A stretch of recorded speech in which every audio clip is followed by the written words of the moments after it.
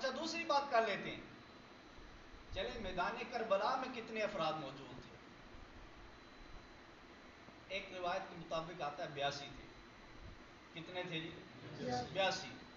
بعضوں نے مزید بھی کی ہیں، 200 کا بھی قول ہے، 240 تک بھی ہے، لیکن زیادہ جو مانا جاتا ہے وہ کتنا ہے جی؟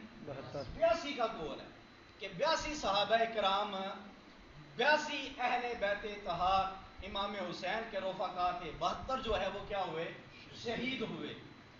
تو اب ان میں اہل بیت والے، حضور کے گھر والے کتنے تھے؟ اب حضور کے گھر والے اہل بیت کتنے زیادہ ہیں، لیکن اس میدان کربلا میں کتنے تھے؟ ایک روایت کے مطابق آتا ہے 16، اور جو بہت زیادہ کثرت والی روایت ہے اس میں آتا ہے 21۔ کتنے؟ 21 اہل بیت کے افراد اس میدان کربلا کے اندر موجود تھے، 21۔ اچھا زیادہ سے زیادہ لے لے 21، تو 21 اور 82 کوئی گیپ نظر آ رہا ہے؟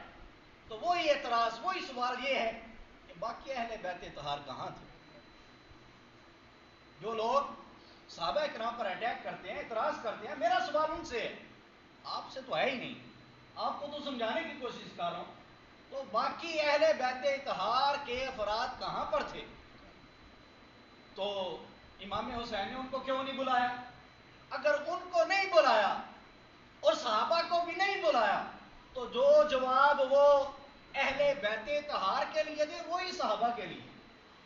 اچھا یہ ہو گیا ایک اعتراضی جواب، اور ایک وہ ہے کہ اگر مان لیں اب میدان کربلا کے اندر جو ہے صحابہ کرام بھی شہید ہوئے اور اکثر جو ہے صحابہ کرام کی اولادیں تھیں جو امام علی مقام کے نام پر اپنی گردنیں کٹوانے کے لیے تیار تھے۔ یہ جو لوگ اعتراض کرتے ہیں نا صحابہ کہاں تھے، یہ تھے، وہ میں نے بتا دیا کہ صحابہ خود کہاں تھے۔